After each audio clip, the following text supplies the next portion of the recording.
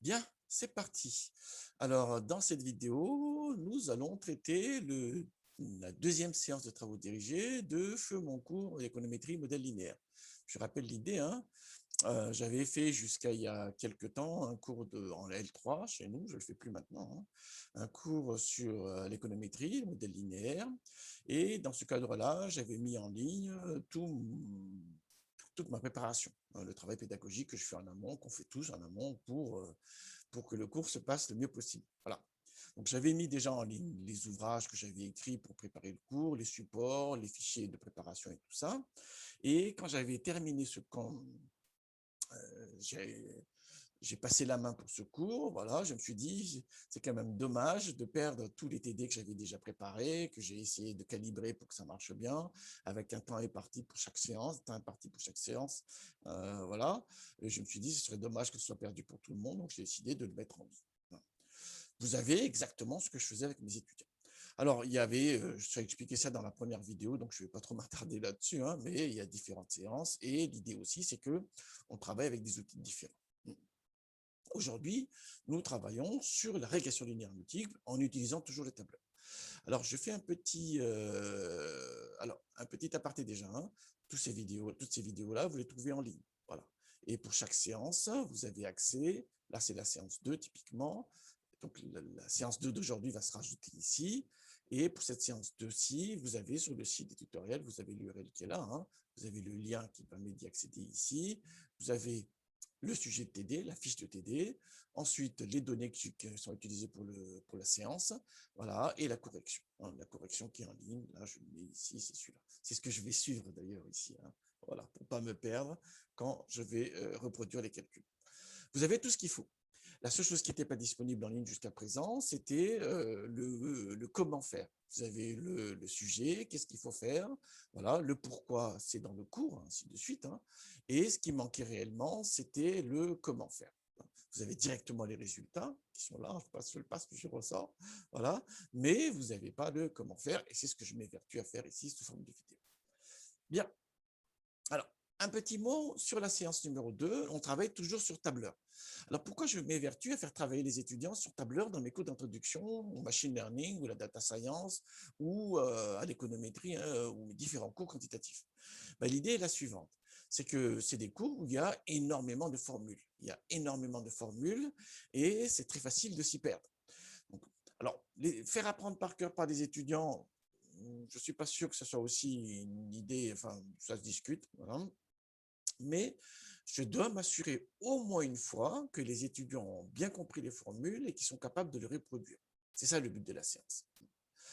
Alors, il y a deux approches pour ça. Une première approche possible, c'est de faire travailler sur une petite base de 10 individus et de prendre un papier et un crayon et de faire les calculs à la main. C'est une possibilité. Moi, ce n'est pas mon opinion. Moi, je préfère faire travailler déjà en salle machine des étudiants quand c'est des techniques statistiques, parce que je pense que c'est notre place, hein. Et pour que quand même ils manipulent les formules, je les oblige à passer sur un tableur. Parce que là, on ne peut pas avoir les résultats comme ça tout de suite avec une commande, hein. Il faut détailler chacune des étapes en rentrant les formules à la main. Si on n'a pas compris les formules, on n'est pas capable de les reproduire. C'est ça l'idée. Bref, un tableur n'est pas un logiciel de statistique, c'est uniquement à visée pédagogique que dans un premier temps, je les fais travailler sous tableur. Par la suite, à partir de la séance 3, ici typiquement, on les fait travailler avec des outils statistiques bien connus, hein. D'abord, je les fais travailler sous R, et ensuite, je les fais travailler sous Python. Le problème de R et Python, ce n'est pas un problème, c'est d'excellents outils. Mais le danger de R et Python, c'est qu'on a une commande qui fait tout. Donc l'étudiant lance la commande, ça ne plante pas, il y a un résultat, déjà ça ne plante pas, il est content, il y a un résultat, après il faut disséquer les résultats. Et comment on est parvenu à ces résultats-là, ben, des fois il perd le fil. L'idée de la séance, justement, c'est de faire le lien entre le cours, les formules et les résultats de cette séance-ci. Voilà, je le dis encore une fois, hein, parce qu'on me dit souvent ah, pourquoi tu utilises des tableurs, c'est pas un logiciel de stats. Je sais très bien que c'est pas un logiciel de stats. C'est juste un outil pédagogique pour une meilleure compréhension des techniques de statistique et machine learning. Alors, les données qu'on va utiliser aujourd'hui, c'est les données sur les véhicules. Donc, je vais l'ouvrir. Alors, nous, hein, encore une fois, dans mes vidéos, je vais utiliser LibreOffice. Nous, dans les salles machines, on travaille avec Excel, tout simplement parce que c'est ce qui est installé par défaut sur les machines de l'université. On a Windows, on n'a pas trop le choix. On a Excel, on n'a pas trop le choix. Très bien aussi, moi, ça ne me dérange pas. Mais l'idée le plus important, c'est l'idée de tableur en réalité. Et là, vous êtes chacun chez vous. Je ne suis pas sûr si vous avez Excel ou pas. Du coup, je me suis dit, je vais faire travailler sur LibreOffice. Normalement, si on maîtrise Excel, on doit maîtriser LibreOffice parce que c'est le même outil, c'est un tableur, tout simplement. Alors, j'ai ouvert le fichier, je vais l'enregistrer sous un autre nom parce que je vais le modifier au fur et à mesure. Donc, je mets en ODS là et je mets correction. Et l'idée de la séance, de cette vidéo, c'est qu'on va enquiller tout simplement les étapes qui sont là, pas à pas. Alors, là aussi, il y a un petit élément. Dans toutes mes fiches de TD, je mets des références. Bien sûr, les étudiants peuvent chercher sur Internet avec des requêtes Google, mais la séance dure 1h45. Tout ça pour 1h45. Voilà. Je ne veux pas qu'ils se perdent non plus. Donc, mon idée, c'est que, je leur donne suffisamment pour qu'ils avancent, mais pas trop pour que ce soit du copier-coller. Et mon idée, justement, c'est de donner les fameux liens ici, qui sont les cours qu'on a vus ensemble. Donc, on a le cours qui est là. Là, c'est les fonctions pour faire les calculs des quantiles et des p-values. Voilà. Ensuite, il y a une partie sur les sélections de variables. On fera une sélection de variables très embryonnaire ici, avec une variable éliminée seulement, parce que sinon ça devient très fastidieux. Il n'y a aucun intérêt à travailler sous un tableur avec cette partie-là. Donc, je fais uniquement la partie pour qu'on comprenne les idées. Après, on ira plus en détail à la séance 3, 4, ainsi de suite. Autre élément important, c'est l'étude des résidus, voilà, qui est là. Là aussi, on en parlera très rapidement, le graphique des résidus. On fera un graphique des résidus. Et le dernier élément, c'est l'ouvrage de référence pour ce cours. Voilà. Parce que il y aura, vers la fin du travail, il y aura des calculs matriciels relativement complexes. Ils ne sont pas dans le support standard. On les trouve mieux dans ce support de cours-là, sous forme de fascicule de cours. Allons-y. Une fois qu'on est prêt, on peut commencer. Alors, allons-y, on demande le nombre d'observations. Alors déjà, il n'y a pas de données manquantes. Et l'objectif, c'est de prédire l'accélération, le temps que met une voiture pour atteindre une certaine vitesse. On va prédire cette variable-là en se basant sur une série de variables prédictives. Le nombre de cylindres, 4 cylindres, 8 cylindres, 6 cylindres, la cylindrée du véhicule, voilà, la puissance et le poids. Alors, j'ai un petit enjeu aussi ici, c'est que je vais essayer de faire une vidéo en disant le moins possible, voilà, déjà, en disant le moins possible, donc également, et en disant le moins possible, très bien, ou bien. Voilà. Ça va être compliqué, mais je vais essayer, parce que je me suis un peu regardé.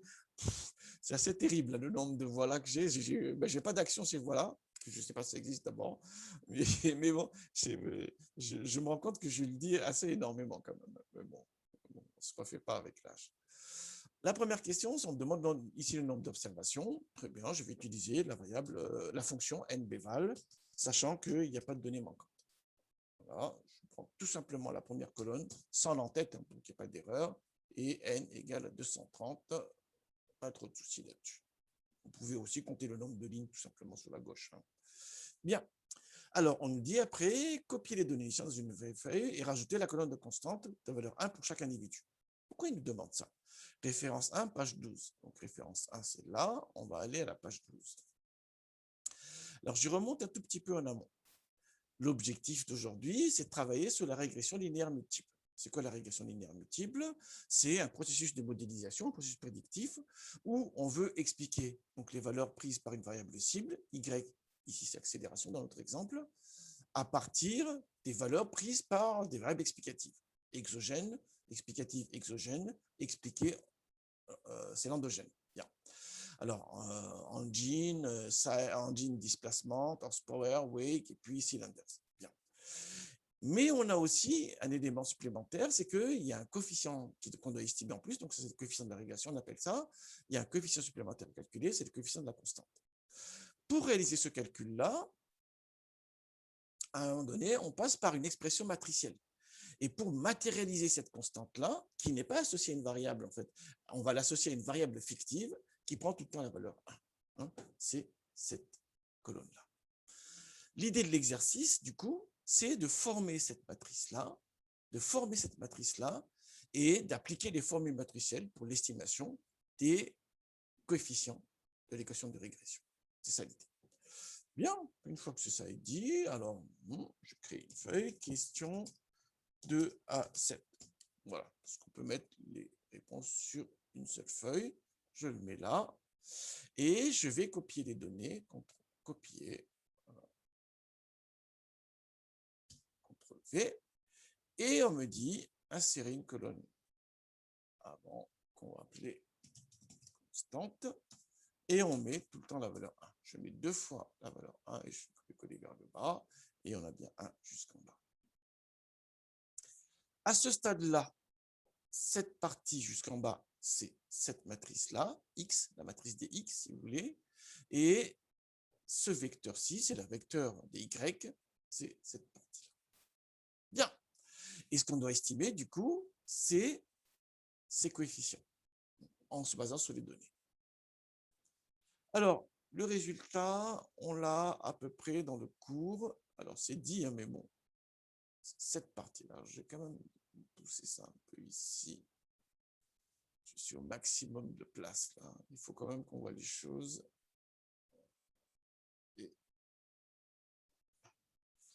Alors, ces colonnes-là, ce n'est pas nécessaire qu'elles soient très larges. Je fais bien. Alors, l'enjeu, c'est de disséquer cette formule-là, justement. Le H chapeau qu'on veut estimer, c'est le vecteur des paramètres estimés, des coefficients estimés. On va le former en se basant sur le X disponible et l'Y disponible en appliquant cette formule-là. Alors, X, on l'a déjà là, hein, c'est la partie de constante jusqu'à WIG, et on doit calculer le X'. Prime, ça veut dire transposer. Hein. X', X. Voilà, la transposée de X par X. Alors, le résultat, là, il sera une matrice 5 x 5. Pourquoi? Parce qu'on a 5 variables, tout simplement. Enfin, 5 colonnes, 4 variables explicatives, plus la constante. Donc, je sélectionne ici 1, 2, 3, 4, 5. Et 2, 3, 4, 5. Alors, je vais rapidement. Hein. Pourquoi je vais rapidement? Parce que toutes les formules que j'explique là, enfin, on l'a vu en cours, et c'est expliqué ainsi de suite dans le cours, dans l'ouvrage. Je ne vais pas refaire le cours en plus avec les manipulations. Je vais déjà, ça va prendre trop de temps, la vidéo sera trop longue, et surtout, je vais m'y perdre en réalité, parce que c'est très difficile de parler, de regarder, et voilà. C'est pour ça, tout simplement, que je vais relativement vite et que je me concentre sur les formules. Alors, est égal, c'est un produit matriciel de X par sa transposée. Donc, on va utiliser les fonctions Excel, produit math, les fonctions tableur, hein, et justement, dans la fiche de TD, elles y sont décrites. On voit bien, hein, transpose, inverse math, produit math. Alors, je reviens sur la formule, du coup, c'est la transposition de X, produit math de transpose de la matrice de X. Je vais sélectionner les X. Je pars d'en bas jusqu'en haut parce que c'est plus rapide, tout simplement. Point virgule par X lui-même. Donc voilà, je repars d'en bas.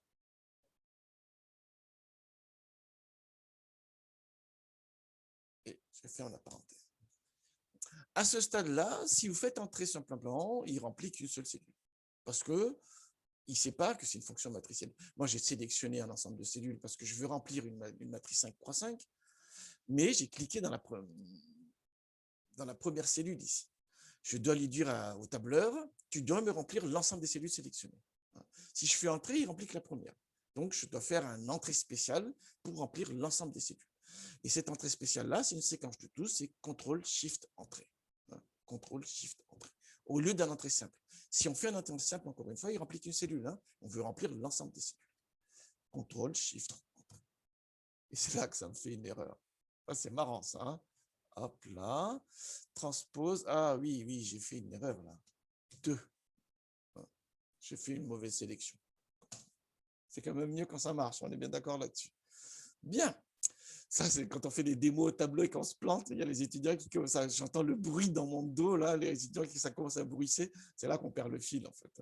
C'est pareil pour une vidéo. Quand je commence à me perdre, là... Bien. Ça, c'est fait. X', X est fait. Il faut l'inverser. Moins ça. là aussi, c'est une matrice 5 croix 5, 2, 3, 4, 2, 3, 4, 5, est égal à inverse mat de cette matrice-là. Voilà. Cette partie-là, on l'a réalisée. Qu'est-ce qui reste à faire après?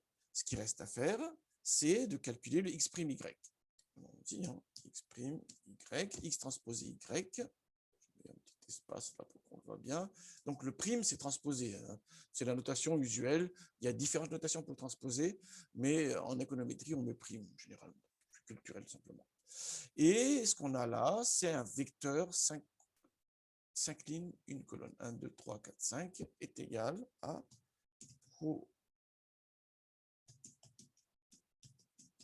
mat de transpose x. De nouveau, je recommence en bas. Off, sans me tromper. Cette fois-ci. Et par le vecteur de y qui est cette colonne-ci. Là, je fais la sélection jusqu'en haut. Et CTRL-SHIFT-Entrée. Il ne reste plus qu'à former maintenant le H-chapeau. Et le H-chapeau, c'est le produit entre cette matrice-ci et cette matrice-ci. Enfin, ce vecteur-ci. C'est ce que dit la formule là.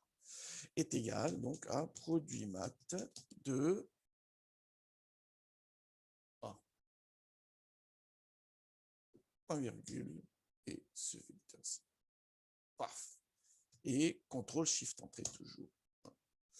Donc, ce qu'on a là, c'est A0, la constante, si vous voulez, l'intercept, et ensuite, on a les coefficients qui sont là.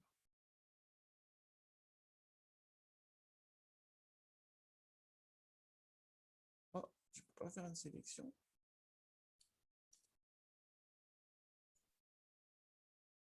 Qu'est-ce qu'il me fait? CTRL-C, et je vais faire un collage spécial transposé. Bon, j'aurais pu copier à la main aussi. Hein, bon. Moi, on se manipule, mais on se porte dans les tableurs, dans tout, en informatique, partout en fait. Bien, voilà, donc voici donc les coefficients estimés de la régression. Je vérifie mon corrigé, c'est bien les bonnes valeurs. Donc A0, c'est 17,44. Le A1 pour la variable cylindre, c'est moins 0,214. Engine displacement, torse power spec. Bien. Alors, on en est où? On a fait l'exercice numéro 2 et on a bien les bons résultats. Ensuite, on nous demande les valeurs estimées de l'endogène, voilà, en utilisant le modèle. Référence 1, page 33. En fait, c'est une sorte de prédiction ponctuelle, mais appliquée sur les données qui ont servi à la modélisation. On verra plus tard qu'on peut faire la prédiction sur un individu supplémentaire. Hein. Je ne suis pas sûr d'avoir décrit tout à l'heure, mais on a bien les données qui sont là. Et à la fin, ce modèle-là, on veut l'utiliser, on veut le transposer dans la population. Et là, typiquement, j'ai un individu supplémentaire. Je donne sa description, hein, les valeurs de X ici, et je veux qu'il me donne une prédiction. Alors, la prédiction ponctuelle, déjà, bon, ça peut être intéressant en soi, mais ce qui est intéressant surtout, c'est la prédiction par intervalle, parce que j'ai un certain niveau parce que je peux lui associer un certain niveau de confiance. Hein. C'est une certaine probabilité que la fourchette que je produis va contenir la bonne valeur de Y. C'est ça l'idée. Les prédictions par intervalle sont toujours plus intéressantes que les prédictions ponctuelles, hein, parce qu'on peut lui associer un certain risque, un certain niveau de confiance, hein, une probabilité d'avoir la bonne valeur. C'est ça qui est intéressant là-dessus. Et on va voir justement, parce que la bonne valeur, on l'a là. Voilà. On va voir si le modèle tient la route. Je reviens à mon affaire. Je mets une couleur différente pour les coefficients estimés pour qu'on les distingue bien. Voilà, par exemple, comme ceci. Hein. Pourquoi pas, hein. C'est pas très joli quand même, hein, mais bon, c'est comme ça. Et continuons les différentes questions que j'ai préparées. Alors, calculer les valeurs estimées de l'endogène. Voilà, donc je vais insérer une colonne là. Et je mets Y chapeau. Prédiction de la variable cible. Et mon idée, tout simplement, c'est d'appliquer cette formule-là. Là, c'est que, si on lit ça simplement, c'est qu'on applique les coefficients estimés sur la description de l'individu, en rajoutant la constante. On peut la faire sur une forme matricielle. Donc, le XI étoile, là, c'est la description d'une ligne d'individu. Le tableau de données, et le H chapeau, c'est le coefficient qui sont là.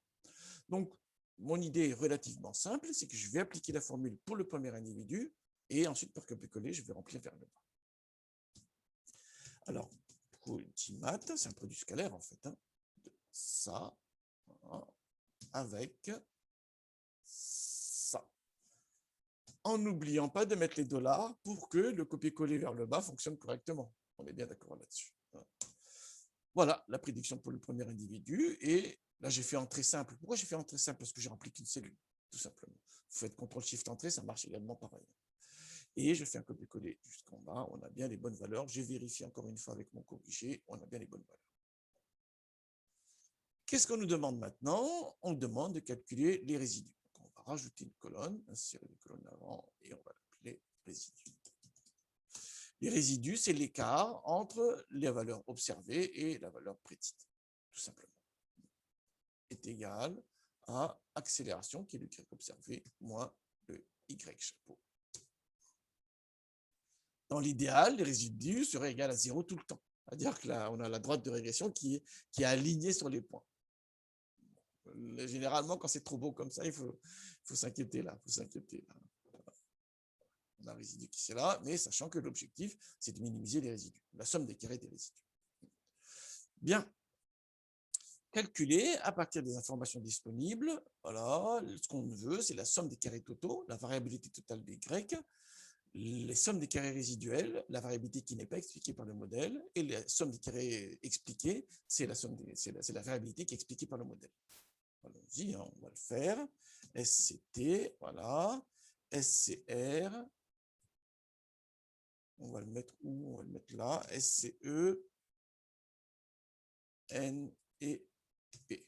Pour l'instant, on s'en tient à ça. Alors, peut-être que je vais quand même décaler ça. Est-ce qu'on peut faire ça? Oh non.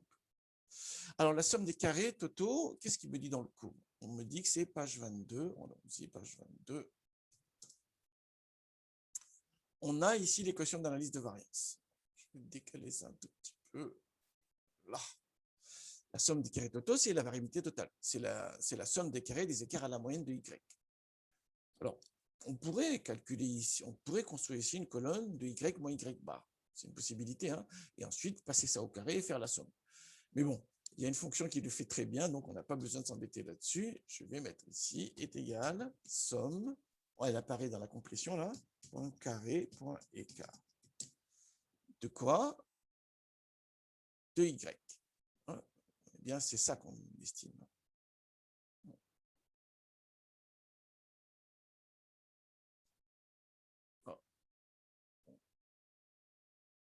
C'est pénible quand c'est comme ça. Des fois, les raccourcis clavier fonctionnent, des fois, ils ne fonctionnent pas. Je ne sais pas, je ne saurais pas dire pourquoi. Bon, quand il marche, c'est très bien, je m'en accommode. Quand il ne marche pas, je m'en accommode aussi. Jusqu'en bas.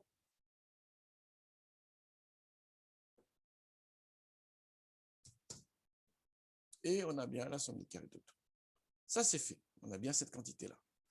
Ensuite, on nous demande la somme des carrés résiduels, cette partie-là. Hein. C'est la somme des carrés des résidus. Les résidus, c'est l'écart entre l'Y observé et l'Y prédit par le modèle, sur les données qui ont servi et donc à la modélisation.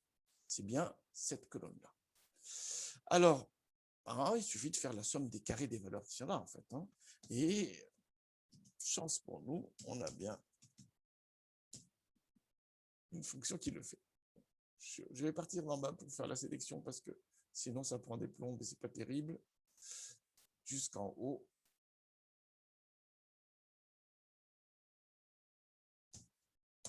Voilà. La somme des carrés expliqués dans le tableau d'analyse de variance, on peut l'obtenir par différence simplement. SCT moins CR, on peut l'avoir. On pourrait la calculer aussi de manière explicite. Hein. Voilà, mais bon. Est égal à SCT moins SCR. Mais essayez chez vous, hein, faites la somme des carrés des écarts, simplement de Y chapeau, voilà, sachant que Y bar est égal à Y chapeau bar dans la régression avec constante. On devrait obtenir le même résultat ici. Bon, je vais le faire, hein. Tant qu'à faire, est égal somme point carré point écart de la colonne de Y chapeau. On doit obtenir les mêmes résultats. Si on n'obtient pas les mêmes résultats, je Je mange mon chapeau. Heureusement, j'en ai pas un, mais bon, normalement, ça devrait fonctionner. Et on a bien les mêmes valeurs. Ouf, heureusement que la théorie est juste. Je continue. Le n, c'est égal à 230. On va pas s'embêter avec ça. Et p, c'est le nombre de variables explicatives. Hein. Et il y en a 4 ici, celles qui sont en vertes là. Alors, on continue. On nous demande de calculer également l'écart type estimé de l'erreur. La variance de l'erreur, c'est la somme des carrés des résidus divisée par les degrés de liberté. Hein.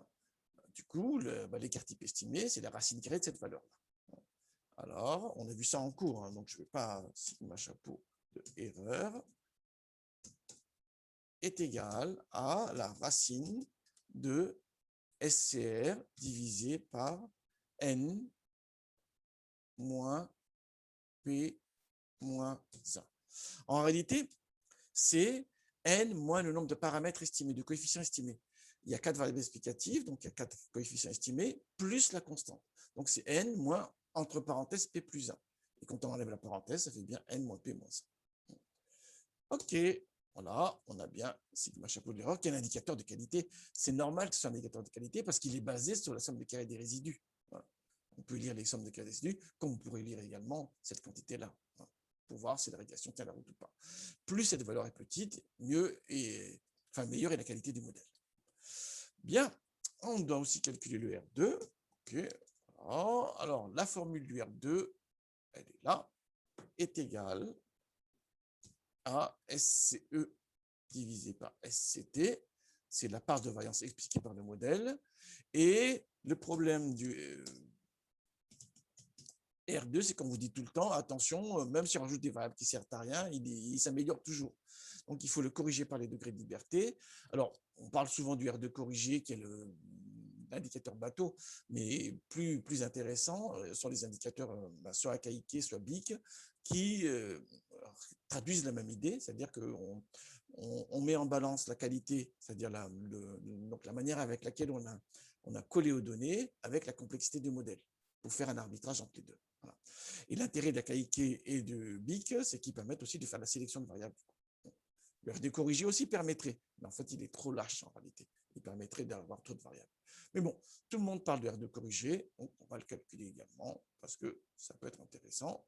Et tout simplement, la formule est là, hein, donc je vais appliquer la formule, est égale à 1 moins 1 moins le ratio entre le SCR divisé par les degrés de liberté de la régression, n moins de la partie résiduelle, tout du moins, voilà, divisé par SCT divisé par n-1.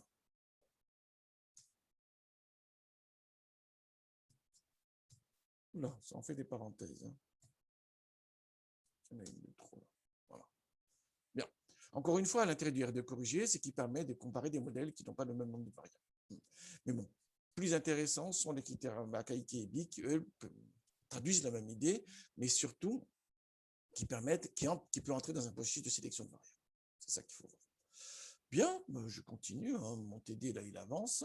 Il ne chante pas les étudiants, ça je peux vous dire. Hein. Parce que bon, le cours, je connais un peu, mais eux, plus ou moins. Donc, ils sont obligés de revenir sur le cours à chaque fois et de regarder les formules pour pouvoir les reproduire. C'est tout l'intérêt de l'exercice, c'est tout l'intérêt du travail qu'on fait en salle machine, en utilisant ici le tableur. Bien, et on nous demande de construire le tableau d'analyse de variance. Alors, qu'est-ce que c'est que cette histoire encore, tableau d'analyse de variance? Ah, c'est ce fameux tableau-ci. On va faire tableau d'analyse de variance. Voilà, alors, source de variation, expliqué, voilà, résiduel et total. Alors, là, les sommes des carrés, là, les DDL, degrés de liberté, et les carrés moyens. Alors, expliqué, on l'a là. Résiduel, on l'a. Et total, c'est la somme des deux, et on doit obtenir le résultat qui est au-dessus. Là. Si ce n'est pas le cas, on est mal. Hein. On est bien d'accord. Mais on a bien le même résultat. Les degrés de liberté, là, c'est P. Hein, le nombre de variables explicatives, il y en a 4. Hein. Et les degrés de liberté de la partie résiduelle, c'est égal à N moins P moins 1. n moins p moins 1, n moins le nombre de coefficients estimés, incluant la constante. Le carré moyen, qui va servir pour le test de significativité globale, c'est le ratio entre les sommes des carrés et les degrés de liberté.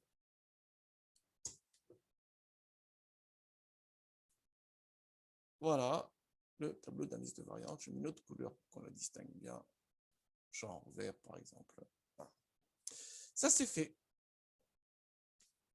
Alors, est-ce que le modèle est-il globalement significatif à 5%? C'est-à-dire que l'idée, c'est de voir qu'il y en a au moins une des variables qui va peser dans l'explication de la variable cible. Une variable explicative qui pèse au moins. Ou bien, toutes elles servent à rien. C'est ça l'idée. Alors, ref 1, page 25. Est-ce que tous les coefficients hors constante sont simultanément nuls? C'est ça l'idée. Ou bien, il y a au moins un qui n'est pas perdu. Alors, pour faire le test, on a besoin de calculer le F. Alors, le F, c'est tout simplement, voilà, c'est un ratio des carrés moyens, tout simplement. Donc, carré moyen expliqué divisé par les carrés moyens résiduels. Paf. Ensuite, je vérifie qu'on a bien ce résultat-là. Très bien. Ensuite, on a les degrés de liberté. Il y a 2 degrés de liberté dans notre fichier, parce que ça va suivre notre fichier, c'est bien ce qui est écrit là, est égal, tous les résultats, vous les piocher en fait dans le tableau d'indice de variance. Bien. À ce stade-là, il y a 2 manières de voir. Donc la région critique, elle est là. Le F calculé, je vais mettre F calculé pour qu'on comprenne bien que c'est F calculé. Est-ce que le F calculé, on rejette l'hypothèse nulle si le F calculé est supérieur à un seuil qu'on s'est fixé pour un risque qu'on s'est fixé, un risque de première espèce. C'est une première manière de voir les choses. Alors, je vais mettre ici F théorique. Et on m'a dit à combien de tests là? On n'a pas vu ça. À 5%. Alors, loi.f.inverse. Ah non. Inverse. Ah non. Donc, c'est. J'ai pas mis. Bon, elle apparaît là. Inverse, loi.f droite de 0,05. Le premier degré de liberté, il est là. Et le deuxième degré de liberté, il est là. Le F théorique, c'est 2,41. Si je reviens au cours, c'est sur F théorique qui est là. Et ce qu'on voit bien, c'est que le F calculé est supérieur au F théorique. Donc, rejet de H. Ça, c'est une première approche. Une autre approche est de calculer la p-value. Calculer la surface de la loi qui est supérieure au F calculé. À ce moment-là, on utilise loi. Et la règle de décision, c'est si la p-value est inférieure au risque alpha qu'on s'est donné, on rejette l'hypothèse nulle. Loi.f.droite F calculé, point virgule, DTL1, DTL2. Voilà, et on a cette p-value-là, et la p-value est largement en deçà du alpha de 5% qu'on s'est fixé. Donc là aussi, on a la même conclusion, et forcément les conclusions sont les mêmes, sont cohérentes avec la première approche. Si vous tombez sur des conclusions qui sont dissonantes, il y a un problème. Forcément, ces 2 approches-là doivent vous mener à la même conclusion. Alors, je regarde un peu ici. Bon, sous Excel, j'avais fait le calcul sur Excel, mais bon, j'avais arrondi les chiffres, donc on ne les voit pas. Voilà, ça avance tout ça. Et ici arrive quelque chose qui étonne les étudiants. Alors, qu'est-ce qui se passe? Je leur ai dit, tester la significativité du global du modèle en comparant les achaïqués ou en comparant les BIC. OK. Ça, généralement, ils n'ont pas l'habitude de ça. Autant le F, là, la question 6, pas de problème, ils n'ont pas de souci. Mais la question 7, ça ne leur vient pas à l'esprit qu'on peut faire comme ça. Ça, c'est un vrai problème que j'avais, c'est qu'il y avait une partie des étudiants que j'avais qui avaient déjà fait de la régression en L2 ou en L1. Voilà. Donc, ils pensent savoir. Ils savent, effectivement, ils savent tout un tas de choses. Mais ce qui leur manque souvent, c'est le recul. Ils savent appliquer les formules, mais ils n'ont pas du recul sur qu'est-ce que je fais avec ces formules-là, pourquoi je peux les appliquer. Et justement, la question 7 permet de sortir des sentiers battus. Alors, quelle est l'idée, simplement? C'est que pour vérifier si les variables contribuent réellement ou pas dans le modèle, je vais comparer la KIK ou le BIC du modèle entre celui que je manipule et le nul modèle. Le modèle où j'ai aucune variable et la seule variable explicative, il n'y a pas de variable explicative, le seul outil que j'utilise pour prédire la variable cible, c'est la constante. Et dans ce cas-là, le meilleur prédicteur de la variable cible, d'une variable quelconque, au sens de moindre carré, c'est sa propre moyenne. Le meilleur prédicteur endogène d'une variable, c'est son propre modèle. C'est sa propre moyenne. Le meilleur prédicteur endogène d'une variable, c'est sa propre moyenne. Donc, on peut calculer, du coup, et dans ce cas-là, le SCR est égal à SCT. Hein. Du coup, on peut calculer le critère KIK du modèle où j'ai aucune variable. Et on va le comparer à la KIK de mon modèle pour vérifier. Et si la KIK de mon modèle est plus petit, ça veut dire que j'ai un modèle où il y a des variables qui contribuent de manière significative dans la prédiction du Y. C'est ça l'idée. Ça, souvent, ça les perd totalement. Quand je fais ça en cours et je commence à expliquer ça, je vois la tête des étudiants, ils me disent « Mais qu'est-ce qu'il raconte là, Rico là? Oula, qu'est-ce que c'est que cette histoire ?» Et l'idée, c'est justement de reconstruire le schéma de pensée pour expliquer qu'effectivement, c'est une possibilité pour l'évaluation des modèles. C'est une autre approche de l'évaluation des modèles. Il n'y en a aucune qui a la vérité là-dedans. Hein. C'est toujours des approches différentes pour vérifier si le modèle tient la route ou pas. C'est ça l'idée. Hein. Et c'est un autre prisme possible. Allons-y, alors, une fois que c'est fait ça, donc du coup, j'ai deux. Alors, si je prends la KIK du modèle, KIK du nul modèle, c'est le modèle qui est réduit à la constante, versus la KIK de mon modèle. Alors, la KIK du modèle, ref 3, page 8 et 9. Alors, ça doit être par là, ça, ref 3, c'est ça. Et je mets la question 8. Voilà, OK, donc, on va pouvoir ici appliquer. Hein. Q ici, c'est le nombre de variables. Q, c'est P. Voilà, parce que moi, ici, je l'explique dans le cadre d'une sélection de variables. Mais bon, on peut le faire. Alors, la qualité du modèle, on va le calculer, est égale à N, voilà, multiplié par le logarithme népérien, oui, du ratio entre SCR et N. SCR, c'est ça, divisé par N. N, il est là. Plus 2 multiplié par nombre de coefficients estimés, tout simplement, c'est la complexité du modèle. Donc, c'est P plus 1. Voilà, 243,43. Donc, ça, c'est la qualité de mon modèle. Ensuite, maintenant, je vais calculer la qualité du modèle nul, hein, modèle qui est réduit uniquement à la constante.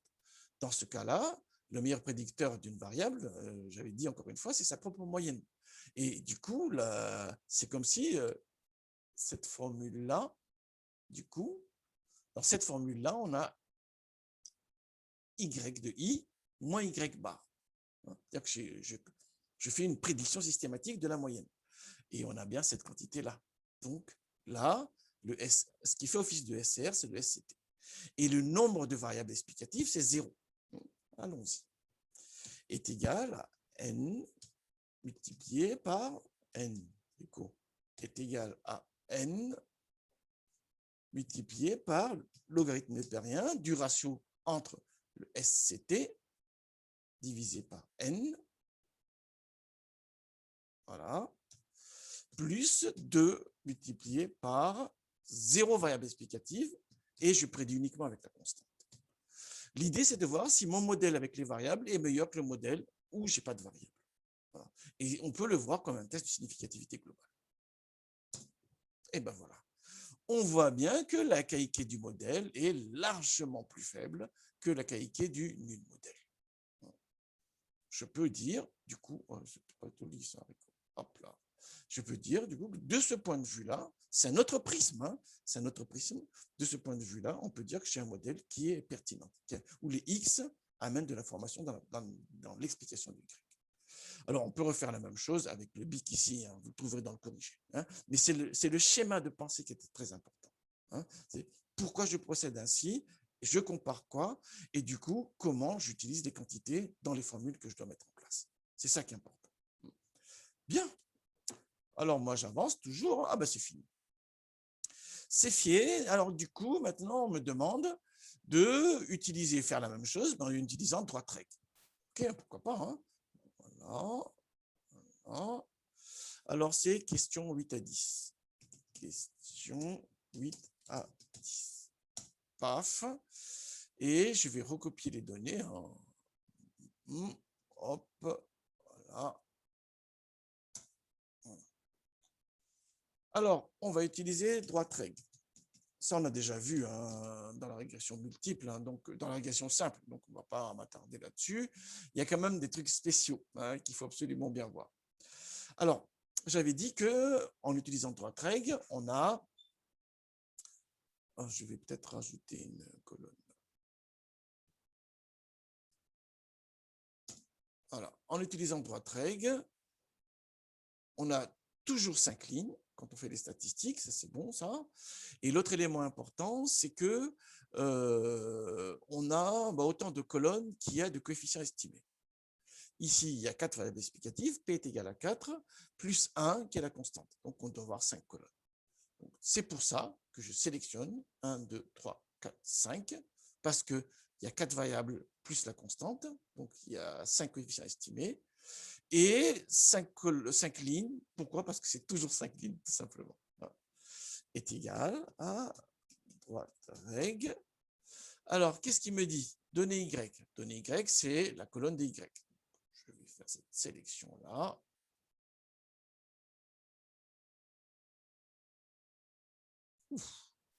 Voilà. Point virgule. Ensuite, donnée X, c'est la matrice qui est là. Il n'y a pas la constante cette fois-ci. Hein. Je n'ai pas rajouté la colonne de 1. Il va la calculer automatiquement la constante. Hein. Vous avez vu que je n'ai pas rajouté la colonne de 1 ici. Hein. Hein. Point virgule. Alors, justement, si je veux avoir la constante estimée, je dois mettre 1, sinon je mets 0, et du coup, la constante là à 0, il le fixe à 0 par défaut. Il le fixe à 0 directement. Et pour avoir les statistiques, je remets 1. De nouveau, c'est une fonction matricielle, parce que avec une commande, je remplis un ensemble de cellules. Donc, je valide avec CTRL-SHIFT. Bon, jusque-là, ça va. Là où c'est assez spécial, c'est que il met les coefficients dans l'ordre inverse des variables. Je ne sais pas pourquoi il fait ça.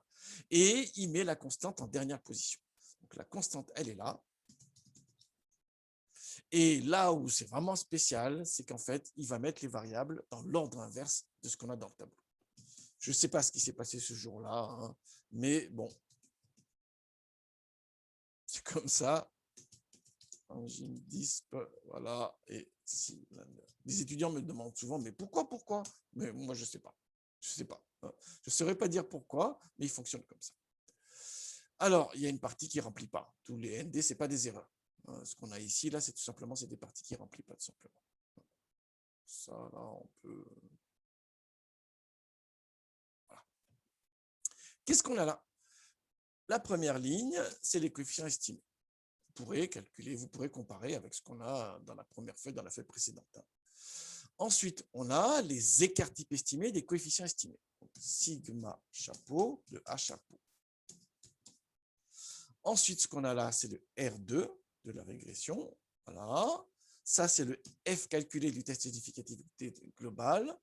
Et enfin, on a le SCE. Voilà. Et là, on a le SCR. Et là, c'est DDL, N-P-1. Et enfin, là, le sigma chapeau de l'erreur. Voilà ce qu'on a là. Bien. On a bien ce qu'on a ici. Hein. Donc, on devrait avoir pas trop de soucis là. Hein. Voilà. C'est bien ce qu'on a dans là. C'est pour ça que de temps en temps, je mets quand même les réponses, en tout cas, pour que les étudiants puissent vérifier qu'ils ne sont pas en train de partir n'importe où. Alors, pour tester, OK, tout va bien, donc on a les différents éléments. Question 9 maintenant, tester la significativité de chaque coefficient.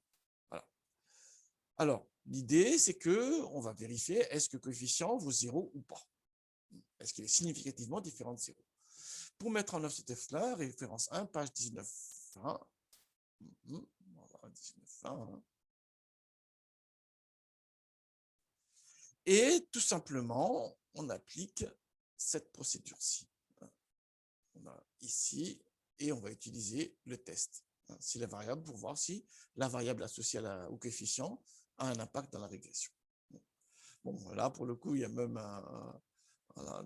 Donc, du coup, je reprends les variables qui sont là. La constante, non, hein. Vous ne testez pas la constante. On pourrait tester la constante, mais ça veut dire que la régression change de nature à ce moment-là. Et ce n'est pas ce qu'on veut. Donc, je ne teste pas la constante. T calculé,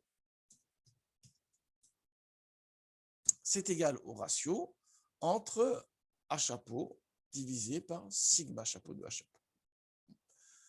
On teste par rapport à 0, donc c'est A chapeau moins 0, donc voilà, c'est pour ça qu'on met que le A chapeau ici au numérateur, divisé par sigma chapeau de A chapeau. Voilà. Et pour vérifier qui est significatif ou pas, on va calculer directement les p-values et on va les comparer. Alors, qu'est-ce qu'il a dit là? C'est un test à combien? À 5%. Allons-y alors. Je mets loi.student bilatéral, parce que c'est un test bilatéral hein, qu'on fait, hein, bilatéral, de la valeur absolue du t calculé, hein, on est d'accord là-dessus, hop, et pour degré de liberté, c'est celui-ci, hop là, sinon mon copier-coller va partir à l'ouest, et alors, si on fait un test à 5%, les deux variables dont le coefficient ne semble pas significativement différent de 0, ce serait cela. Voilà ce qu'il me dit. En revanche, les deux qui semblent peser significativement dans la régression, c'est ceci. Voilà ce qu'il me dit. Bien, ça c'est un point de vue.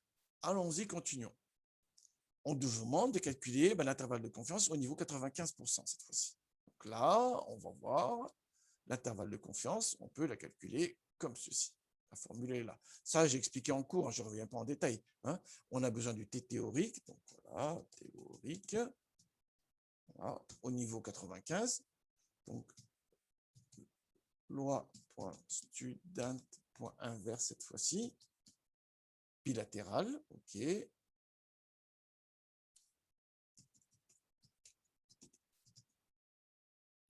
De 0.05. Qu'est-ce que j'ai fait comme erreur? Ah oui, parce que je n'ai pas mis les degrés de liberté, ça ne peut pas marcher si je ne mets pas les degrés de liberté, on est d'accord, hein? Et degré de liberté, il est là. Voilà, 1,97, c'est bien ça. Et du coup, borne basse, borne haute, tout simplement, c'est, j'applique cette formule-là, hein, A chapeau. Pour la borne A, c'est moins T avec les dollars, multiplié par l'écart type.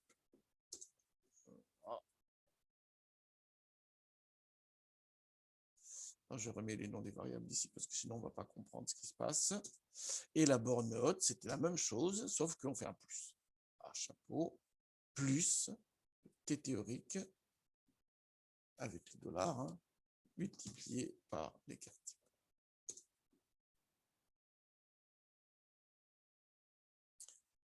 Il y a 95% de chances que chaque intervalle contienne les vraies valeurs du A. Alors, un exemple, une autre manière de voir le test de significativité, c'est qu'on voit bien que dans ces deux intervalles-là, là, ce premier-ci, il contient la valeur 0. Donc, le test qu'on avait fait tout à l'heure, là, il est corroboré par le calcul des intervalles de confiance. On voit bien, hein, alors que là, ils ne contiennent pas la valeur 0. Donc, on est bien significativement tirant vers 0. C'est deux manières de voir la même chose. C'est deux manières de voir la même chose. Et dans ce cas-ci, les résultats sont totalement cohérents parce qu'on a la même estimation de la variance. Dans certains tests statistiques, hein, l'estimation de la variance sous H0 est différente de l'estimation de la variance usuelle. Hein. Et à ce moment-là, les deux procédures peuvent donner des résultats contradictoires, enfin, pas comme un peu différents. Ce serait extrêmement étonnant qu'on ait des résultats très différents, mais bon, ça peut arriver. En revanche, ici, on a utilisé la même estimation de la variance sous H0 ou sous pas H0. Du coup, on a bien la même teneur de résultat. Là, on a un p-value qui est inférieur à alpha, ou bien on a les intervalles de confiance qui contiennent la valeur 0. C'est deux manières de voir les choses. Bien, tout ça, j'explique largement en cours. Hein, voilà, mais bon, ici, je suis devant vous, j'en profite pour en reparler. Bien. Graphique des résidus, ok. Alors, le graphique des résidus, on va le faire dans une autre feuille.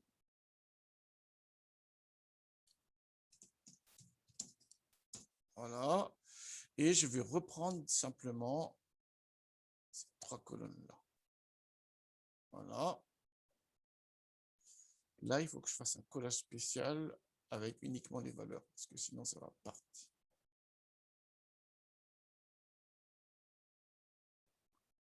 Ah, il veut pas? Ah, parce que j'ai fait une sélection qui n'était pas bonne, tout simplement. Je vais le refaire, la sélection. Tac, tac, jusqu'en bas. Et question 11, collage spécial valeur. Oui, parce que j'ai pas enlevé le transposé. C'est pénible, ça. Hein, il est où le transposé? Je l'enlève. Et là, ça marche. Je n'ai pas besoin de Y ici. Alors, résidu en ordonnée et l'endogène, les valeurs d'endogène en abscisse. Donc, Y chapeau, je n'en ai pas besoin. Bien. Donc, je mets ici bleu.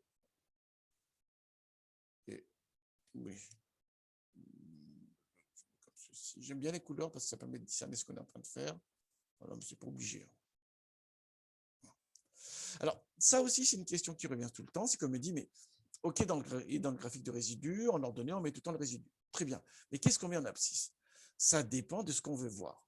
Hein. Ce n'est pas mécanique, parce qu'il y en a qui me disent, oui, les logiciels font ci. Ce n'est pas les logiciels qui décident pour nous, on est bien d'accord là-dessus. C'est nous qui décidons ce que doivent faire les logiciels. Et typiquement, dans le graphique des résidus, on veut observer certains phénomènes ou pas. Hein. Donc, parfois, en abscisse, on peut mettre des variables explicatives, voilà, pour voir par exemple s'il y a eu une hétéroscédasticité, ainsi de suite. Et moi, ce que je choisis de faire ici, c'est de mettre les variables, donc les valeurs observées de l'endogène. On peut aussi mettre en abscisse les valeurs prédites de l'endogène. L'idée, c'est de voir qu'est-ce qu'on voit et qu'est-ce qu'on ne voit pas dans le graphique. C'est ça qui est important. Alors, il y a plein de manières de faire les graphiques. Bon, moi, je vais le faire rapidement ici. Je suis moins à l'aise typiquement sous LibreOffice parce que je ne le fais pas souvent simplement. Hein. Voilà. Terminé. Il le met là. Donc, je vais le déplacer un peu là. Et une fois que je l'ai préparé comme ceci, je vais insérer les données. Il faut double-cliquer, je crois. Là, j'avoue que je ne suis pas très à l'aise. Voilà, série de données. J'ajoute une série. Et en X, c'est justement les valeurs de Y, de là jusqu'en bas. Et en ordonnée, on met les résidus. Tout va bien si les points sont distribués aléatoirement, sont répartis aléatoirement dans l'espace. Ça ne va pas si on observe une forme particulière dans les données, hein, dans le graphique des résidus, hein, une forme de régularité. C'est ça qu'il faut retenir dans l'histoire. Hein, et je fais ici de Y, résidu en ordonnée. C'est ça qu'il faut retenir du graphique du résidu. Voilà. Bon.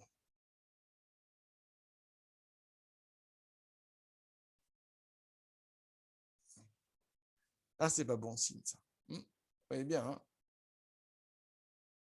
J'enlève ça. Je vais réduire la taille des points parce que ça ne sert à rien qu'ils soient énormes comme ça, là. Formater des séries de données.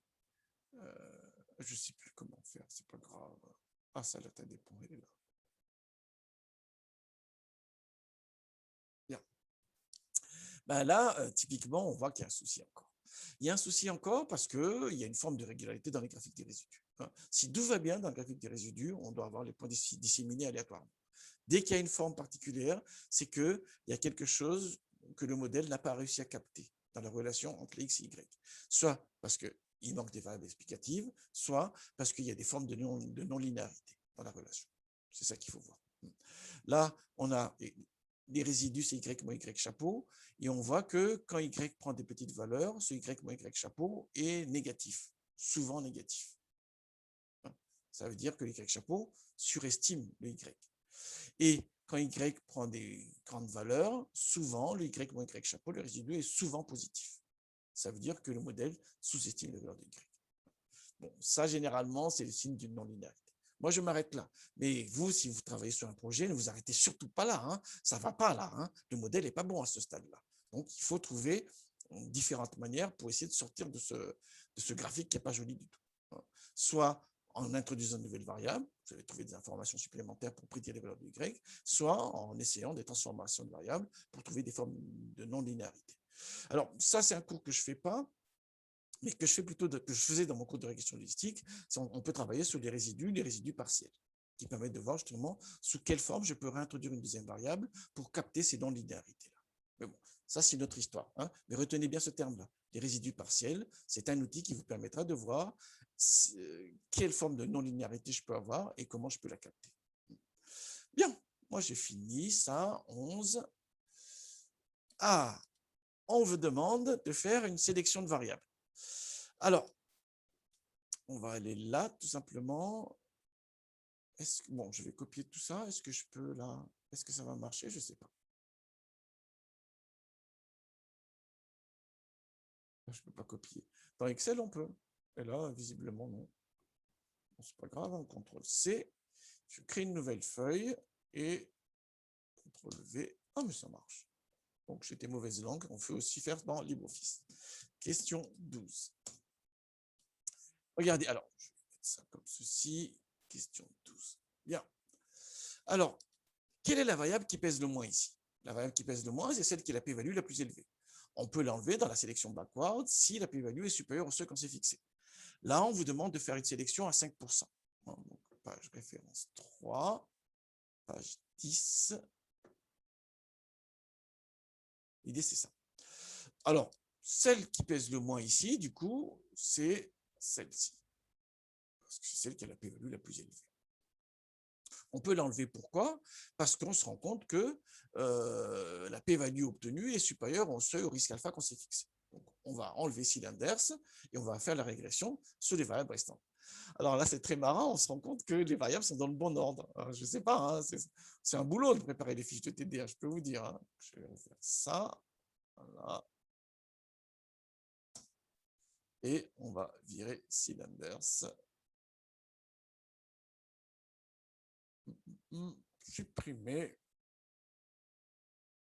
Voilà. Et je refais droite règle. 1, 2, 3, 4. 1, 2, 3, 4, 5 est égal droite règle de y sur les x, mais sans cylinders. Donc y, ça ne change pas. Hein. Il n'y a rien qui change sur le y.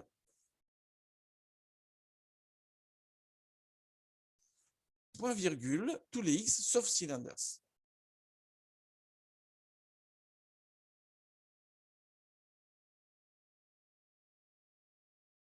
Et de 1 parce que je veux la constante de la régression et 1 parce que je veux les statistiques. CTRL-SHIFT entrée. De nouveau ici, j'ai les différents éléments, hein, donc ça ne change pas ça. Et je peux de nouveau avoir le t calculé. C'est la même chose que tout à l'heure, sauf que vous remarquerez que les degrés de liberté ont changé. Hein, puisque P est passé de 4 à 3, les degrés de liberté ont changé. Alors, T calculé est égal à le ratio entre H chapeau et sigma chapeau de H chapeau.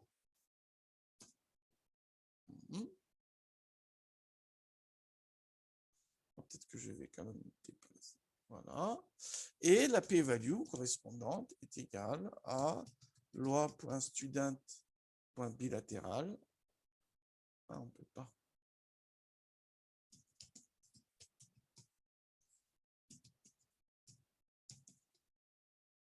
Bilatéral de la valeur absolue du t calculé.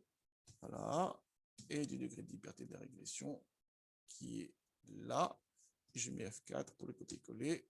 Entrée. Voilà. Oh, la constante, ce n'est pas nécessaire. Bien. Alors, on a les p-values qui sont là. Et qu'est-ce qu'on voit? On voit quelque chose de très intéressant. Regardez, hein, la variable la moins intéressante, c'est celle qui est la p-value la plus élevée. C'est ce qu'on voit là. Et on peut l'enlever si la p-value est supérieure au seuil qu'on s'est fixé dans la sélection de variables, alpha 0,05. Or là, elle est plus petite. Donc, on ne peut plus enlever cette variable-là. Je vais faire copier-coller là. Hein. En dit displacement, là, vous ne l'enlevez pas. On met tout en jaune cette fois-ci. Et c'est ça qui est très amusant. Ce qui est amusant, c'est quoi? C'est que, bon, je vais mettre une autre couleur jaune parce que j'avais dit jaune. Voilà. Ce qui est amusant, c'est que regardez, À ce stade-là, quand il y avait engine displacement et cylinders, quand il y avait ces deux éléments-là, il me disait que la variable, enfin, que le coefficient associé à la variable n'était pas significatif. C'est-à-dire que la variable n'est pas pertinente dans la régression. Donc, on pourrait l'enlever. Mais quand j'enlève cylinders, qui est la moins intéressante, regardez maintenant, engine displacement devient pertinente au sens du test. Cela laisse à penser qu'en réalité, ces deux variables-là sont corrélées et qu'elles se gênaient dans la régression. Et quand j'ai enlevé cylinders, maintenant cette variable contribue significativement. Et voilà. Donc, dans ma sélection pas à pas, et heureusement, hein, j'ai qu'une variable. Sinon, hein, si la p-value était supérieure à alpha sur une des variables, il aurait fallu l'enlever et enlever au fur et à mesure, avec la possibilité qu'on n'ait plus aucune variable dans le modèle. Hein. Si vous mettez des variables qui ne servent à rien, hein, bah, elles partent tous, hein, elles giclent tous. Hein. Mais là, en l'occurrence, non, on voit très bien que ça fonctionne. Bien, ça c'est excellent. Alors, continuons. Et je vais m'arrêter au 13-14, parce qu'après, le calcul est assez compliqué. On a un individu supplémentaire, c'est celui-là. Et on aimerait savoir, en utilisant le modèle, quelle serait la valeur prédite de son accélération, en se basant sur les résultats des modèles d'une part, et d'autre part, en se basant sur les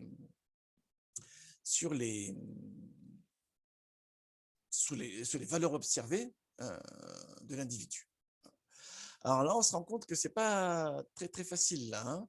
Alors déjà, vous remarquez quelque chose, c'est que j'ai enlevé cylinders. Oui, elle est plus pertinente. Si vous avez une variable qui n'est pas pertinente dans le modèle, vous ne le laissez pas. Hein, vous l'enlevez. Comme ça, hop là, on n'utilise que des variables pertinentes dans la prédiction. Voilà. Maintenant, les cours sur la prédiction, il est là, ref 1, page 33. On va aller là. Et on va aller page 33. Et on tombe sur une formule cabalistique de la mort, là, qui est ici. C'est là-dessus que j'avais un peu du mal, déjà dans la régression simple. Déjà dans la régression simple, j'avais beaucoup de mal. Mais dans la régression multiple, vous avez une formule qui est assez phénoménale. Alors, je vais faire une petite pause. Je vais interrompre l'enregistrement, voilà, pour que je puisse boire un coup. Et ensuite, je reviens et on finalise au moins la partie ponctuelle et la partie prédiction par intervalle. Après, je décrirai les résultats sur les tests avec plusieurs coefficients qui rentrent en jeu directement. Petite pause de secondes et je reviens tout de suite. Bien, alors je suis de retour, on va pouvoir continuer. J'avais besoin d'une petite pause. Hein. OK, et nous travaillons maintenant sur la prédiction ponctuelle et la prédiction par intervalle. C'est ça l'idée. On en est là, question 13 et 14. OK. Alors, il y a deux parties. Déjà, la prédiction ponctuelle, il suffit d'appliquer les coefficients estimés sur la description de l'individu. C'est dans le cours là, c'est bien cette partie-là. Alors, je vais récupérer du coup les coefficients là de ce modèle-ci, parce que c'est bien ce modèle-ci qu'on récupère maintenant. Hein. Voilà. Et je vais le mettre ici et je vais faire un collage valeur pour qu'il n'y ait pas d'embrouille par la suite. Voilà. Donc ça, c'est fait.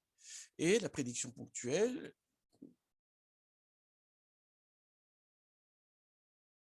est égale à la constante plus le coefficient d'engine displacement multiplié par la valeur d'engine displacement plus le coefficient de horsepower multiplié par la valeur de horsepower et plus le coefficient de wake multiplié par la valeur de wake.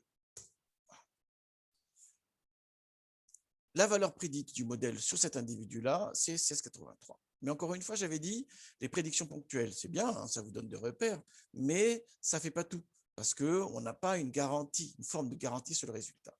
L'intérêt de la prédiction par intervalle, justement, c'est qu'on a une certaine probabilité de couvrir la vraie valeur. C'est ça, on a une fourchette de prédiction qui est associée à laquelle on peut associer une probabilité de véracité, si vous voulez. Et ça, c'est important. Ça, c'est fait. On a la prédiction ponctuelle. Je vais mettre voilà, pred ponctuel. Ça, c'est bon. Pred ponctuel. Ensuite, j'ai besoin de quoi? J'ai besoin de calculer la variance de l'erreur de prédiction, ce qui est là. Alors, le premier élément dont on a besoin, c'est ici la variance de l'erreur du modèle, cette quantité-là. Voilà. Et on a ici son écart type, donc ça, pas de souci. On doit pouvoir l'avoir sans souci. Je vais mettre de couleur parce que sinon, je m'embrouille toujours avec les couleurs. J'aime bien le vert. Hop là. Ça, c'est fait. Ensuite, 1, c'est facile. Et arrive une expression kabbalistique assez terrible. Cette expression-là, en fait, c'est le levier de l'individu. C'est le levier de l'individu. Voilà. La description de l'individu, on l'a où? On l'a ici. Ça, c'est pas de problème. En revanche, le x', x-1, là, on a manipulé ça au début du TD, rappelez-vous. Hein, il est calculé sur l'échantillon d'apprentissage, hein, avec uniquement les 3 variables cette fois-ci. Or, on n'a nulle part ça pour l'instant. Donc, on doit le calculer. On doit le calculer, on doit pouvoir le faire, on doit le réaliser. Allons-y alors. Moi, je n'ai pas peur, hein, donc je vais sélectionner ici les x, voilà. Jusqu'en bas, je fais un CTRL-C et je le mets ici en bas. Ça, c'est la matrice des x, sauf qu'il manque quoi? Il manque la constante. Donc, en réalité, tout ça, là, on va la mettre à côté. Parce que dans la matrice des x, n'oubliez pas qu'il y a la constante. Hein.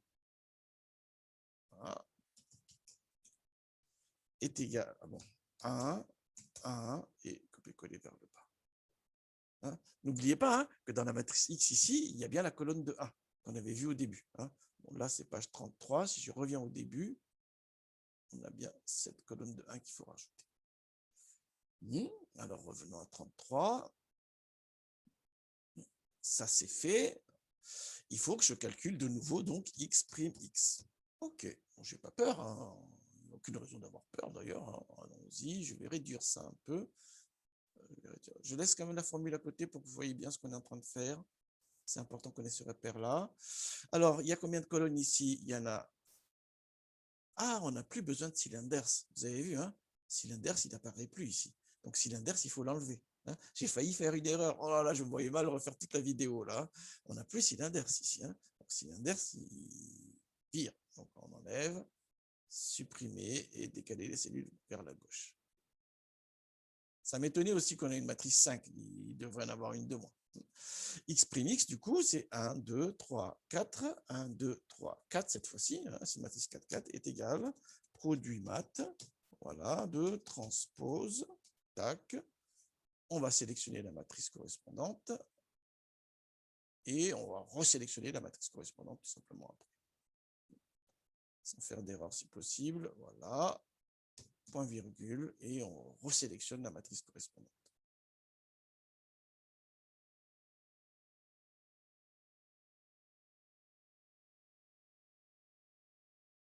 Hop là. Hop là. Comme c'est une expression matricielle, CTRL-SHIFT-Entrée pour remplir les cases, les 16 cases qui sont là. Ça, c'est fait. Et il faut l'inverser. Donc, x', x, 1, 2, 3, 4, 2, 3, 4 est égal à inverse mat de celui-là. Je ferme la parenthèse et CTRL-SHIFT-Entrée. Paf. Voilà. À ce stade-là, donc, j'ai cette quantité-là. Alors, on va calculer maintenant le levier de l'individu. Alors, le levier de l'individu, c'est quoi? C'est ce vecteur ligne-là, voilà, multiplié par cette matrice-là qu'on vient de former, issue de l'échantillon d'apprentissage. Hein, voilà. Et là, le vecteur, mis sous forme colonne cette fois-ci, de la description de l'individu, hein, parce qu'on a une transposée là. Allons-y alors. Est égal à produit mat. Je peux vous dire qu'à la fin de la séance, les étudiants, 1h45 de manipulation sous Excel en essayant de revenir sur les formules du cours, je peux vous dire qu'ils s'envoient, les étudiants. Mais bon, c'est comme ça qu'on comprend les choses. Hein. Si on ne le fait pas à la main une fois, on ne comprend jamais ce qui se passe. Et bon, on peut appliquer, hein, on peut sous R, il y a une commande qui le fait. Mais vous ne savez pas qu'il y a le levier, que dans le levier, il y a une partie de données d'apprentissage qui sont nécessaires pour calculer cette matrice-là, hein, cette matrice de dispersion-là, ainsi de suite, ainsi de suite. Donc, c'est extrêmement important d'avoir bien en tête ces éléments-là. Après, une fois qu'on a bien compris ce qu'on est en train de faire, on laisse le logiciel faire. Mais il faut comprendre ce qu'on fait. Alors, c'est un produit maths. Il y a quand même pas mal de produits maths qui s'enchaînent. Hein, de produits maths de cette ligne-là. Voilà.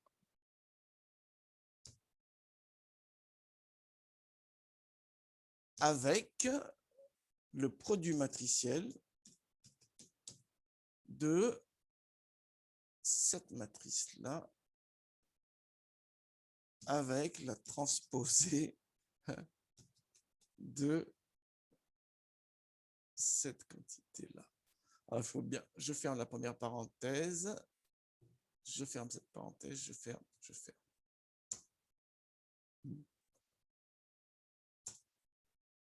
Bon, c'est là que je vais stopper un peu l'enregistrement. Il faut que je vérifie parce qu'il y a tellement de produits maths et qu'on s'y perd facilement. J'arrête l'enregistrement et je vérifie. Bon, j'ai trouvé mon erreur. En réalité, j'avais mis un produit maths de trop, simplement. Hein. C'est un produit maths de ce vecteur-ci par le produit matriciel de cette matrice avec la transposée de ce vecteur. C'est ce que dit cette formule-là, qui s'appelle le levier. Et c'est bien ce qu'on a ici. Et moi, dans ma folie des produits maths, là, j'en ai mis une de trop, tout simplement. Bon, ça, c'est OK. On continue. Du coup, je vais calculer l'écart type de l'erreur de prédiction, hein, ou la variance. Hein. Var, R, pred, est égal à la variance au carré multiplié par 1 plus le levier. Paf. Tac. Voilà. Et du coup, l'écart type de l'erreur de prédiction, c'est la racine carrée de cette variance-là. Je fais vraiment pas à pas, là. Hein, pas à pas, là. Hein. On est bien d'accord. Je vérifie ici, c'est bien ça. Voilà. Bien. Alors, maintenant, pour avoir les bornes Bose-Barnewat, j'ai besoin aussi du T de student, hein, du T théorique, avec le niveau de confiance que je me suis fixé. Donc, je vais mettre ici T théorique. Et j'avais dit quoi dans le sujet? Un intervalle de confiance à combien de pourcents? À 95%. Est égal, loi.student inverse.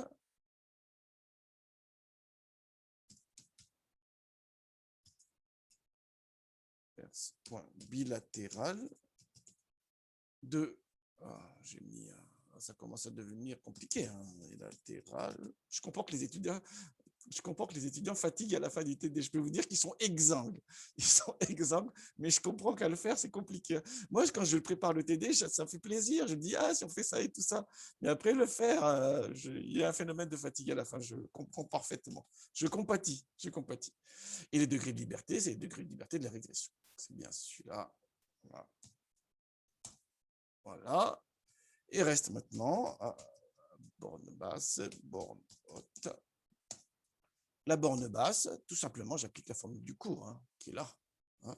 Tac.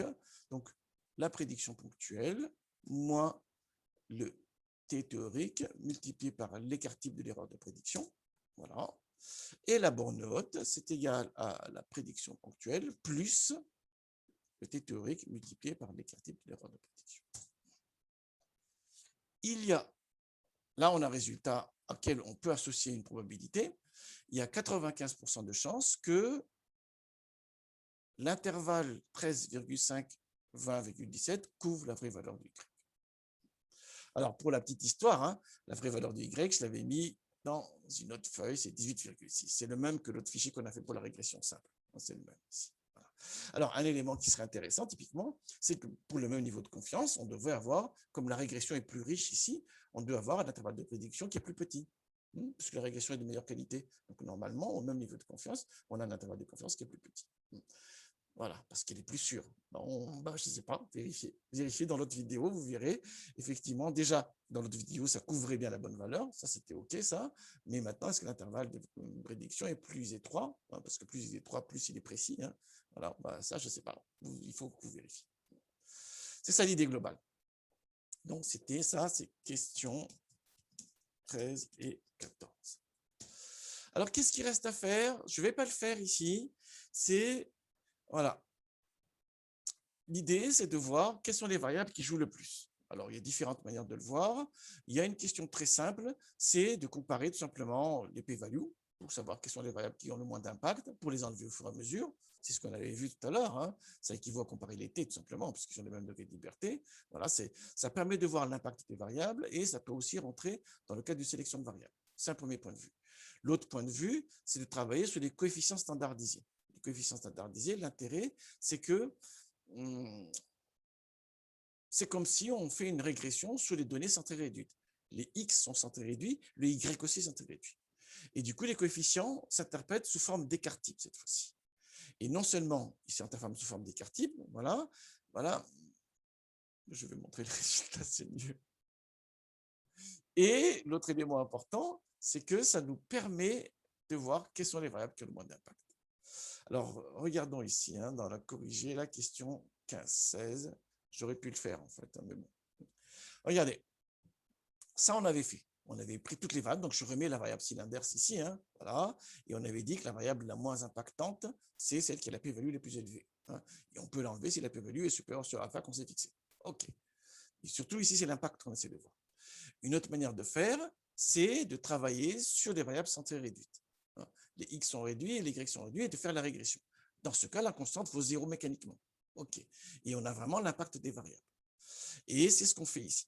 Alors, je l'ai fait de deux manières en réalité. On peut faire une régression sur les données centrées réduites, ou bien l'autre manière, c'est qu'on fait les régressions sur les données normales, voilà, et après, on applique une formule en utilisant les écarts types estimés des variables, tout simplement.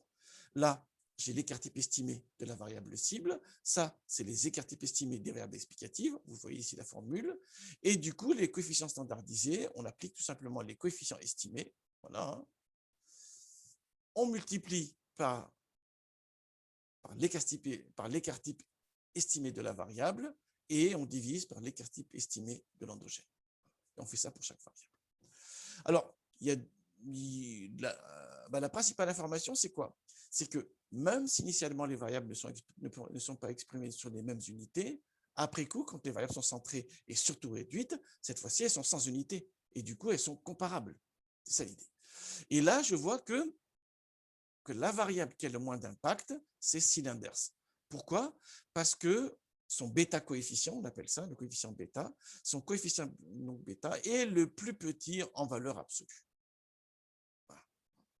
Ça, c'est un premier élément important. Donc, 1, c'est comme si je comparais les p-values, je peux comparer ici directement les coefficients. Ça, c'est un premier point important.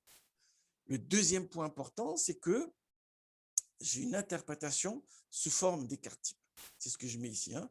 Quand j'augmente donc, donc la valeur de W d'un écart type, ça augmente donc la valeur d'accélération de 0,9 fois son écart type. C'est ça l'idée.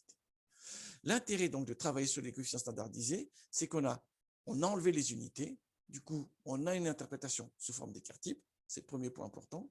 Et le deuxième point important, c'est qu'on peut utiliser cette approche-là pour comparer l'impact des variables dans la régression. Et on voit bien, hein, avec les coefficients, avec les valeurs absolues des coefficients, que la variable la moins importante, c'est cylinders. Et c'est cohérent avec l'autre démarche qui consiste à regarder les p-values qu'on avait là. Heureusement, sinon on a un souci.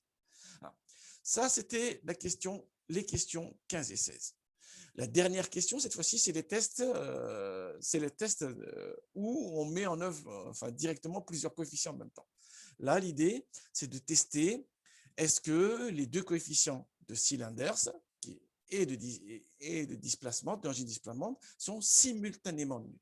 Hein, c'est ça le but de la question 17 ici. 18-19, c'est la même chose. 17, 18, 19, c'est la même chose. Est-ce que les deux coefficients-là sont simultanément nuls? Pourquoi? Parce que quand j'ai fait la régression globale, il m'a dit que dans les deux cas, on ne peut pas rejeter l'hypothèse nulle. Enfin, en tout cas, les données ne contredisent pas l'hypothèse nulle, qui est que le coefficient vaut 0. Du coup, ces deux coefficients-là, est-ce que je peux les enlever? Et on ne peut pas les enlever en bloc, parce qu'on ne connaît pas leur covariance ici. On ne sait pas quel est le lien qui est entre ces deux variables-là.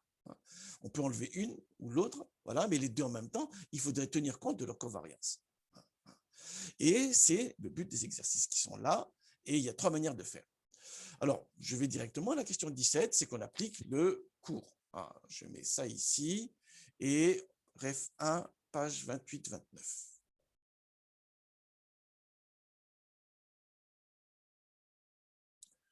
c'est la formule qui est là. Hein. Donc, la formule qui est là, tac, je vais mettre ici. Oula, voilà. Hein. On fait un test où on prend en compte simultanément et donc plusieurs coefficients. Et ici, on les compare à la valeur 0. C'est bien ce qui est là. Et donc, il y a une formule là qui est un peu cabalistique quand même. Je comprends. À ce stade-là, les étudiants, je les vois en train de lâcher prise parce qu'ils se disent, waouh, attendez, monsieur, là, wow, on commence un peu à fatiguer. Je comprends très bien. Moi aussi, d'ailleurs, je commence à fatiguer. Mais bon, ça permet de reproduire tous ces éléments. J'ai mis ici les formules et j'ai mis un exemple de calcul. Et c'est ce qui est reproduit ici. C'est une première approche, un test où on prend en compte de manière simultanément donc plusieurs coefficients. Il y a une deuxième approche, si on veut voir si ces deux coefficients sont nuls, sont simultanément nuls, une deuxième approche, c'est d'utiliser, de comparer, alors je l'ai mis ici, de comparer référence 5, page 10.4. En fait, l'idée, c'est de faire la régression avec ces variables qu'on veut tester et sans les variables qu'on veut tester, sans les coefficients des variables qu'on veut tester. Et on regarde si les deux R2 sont significativement différents. Si je puis dire, je simplifie, mais c'est ça l'idée. Hein. On va comparer les deux R2. Hein. F5, section 10.4. F5, c'est celui-là. Et section 10.4, on peut faire de rechercher ici. Bon, on va le faire à la main. Hein. J'aurais dû préparer en amont. 10.4, il est là. Et l'idée, tout simplement, c'est que pour voir si ces deux coefficients sont simultanément nuls, on va faire la régression avec ces variables, on fait la régression sans ces variables et on compare les deux R2. C'est ce qui est expliqué ici. Vous avez vu, hein? Voilà. Ça, c'est le modèle avec l'ensemble des variables. Ça, c'est le modèle sans cylinders et engine displacement. Et le test va se baser sur la comparaison des deux R2 qu'il a. Forcément, quand j'enlève des variables, le R2 baisse. C'est mécanique, ça. Hein? Mais est-ce qu'il baisse de manière significative? C'est le rôle du test ici. Et on voit qu'à 5%, non, on ne peut pas enlever les deux variables simultanément. Hein. Et ce qui est très important également, le F là et la p-value là sont exactement les mêmes qu'ici. Si ce n'est pas le cas, il y a un problème. Je dis ça, je dis rien, mais si ce n'est pas le cas, il y a un problème. Parce que c'est deux manières différentes de traiter le même problème. On doit avoir les mêmes résultats numériques. C'est bien ce qu'on a là. Et il y a une troisième approche que j'explique ici, c'est en utilisant les systèmes des contraintes linéaires. C'est une forme de généralisation du premier test, du test de la question 17. Alors, dans le cours, là, c'est ici, voilà. Et dans ce type de situation, le vrai enjeu, c'est de former la matrice R. Comment former convenablement la matrice R pour traduire l'idée que je teste la nullité simultanée de deux coefficients parmi les 5 coefficients de ma régression. C'est ça l'idée. Et c'est ce qui est expliqué ici. Et voilà. Donc, le calcul en lui-même n'est pas si compliqué que ça, hein, mais le vrai enjeu, c'est comment construire cette matrice R, grand R et petit r, pour qu'on tombe bien sur une formulation du test qu'on veut mettre en place. Et encore une fois, on a bien la valeur du F qui est là, qui est cohérent avec les deux premières approches, question 17 et question 18, et bien sûr les mêmes p-values, puisque les degrés de liberté sont les mêmes. Bien, bien, bien. Ça a été assez long. Ce TD-là, je peux vous dire qu'à la fin, les étudiants me disent « Ah, quand même, monsieur ». Mais je leur dis « Oui, c'est la dernière fois qu'on travaille sous Excel. À partir de la semaine prochaine, on va travailler maintenant sous R. Et tout ce qu'on a fait relativement de manière un peu ardue, là, maintenant, on va pouvoir le faire avec des lignes de commande un peu plus simples, surtout que R fait beaucoup de travail pour nous. Mais je tenais absolument à m'assurer que vous avez bien compris les formules et que vous êtes capable de les reproduire. Avec un papier et un stylo pour certains, moi, je préfère les faire travailler sous tableau. Voilà, excellent travail à tous.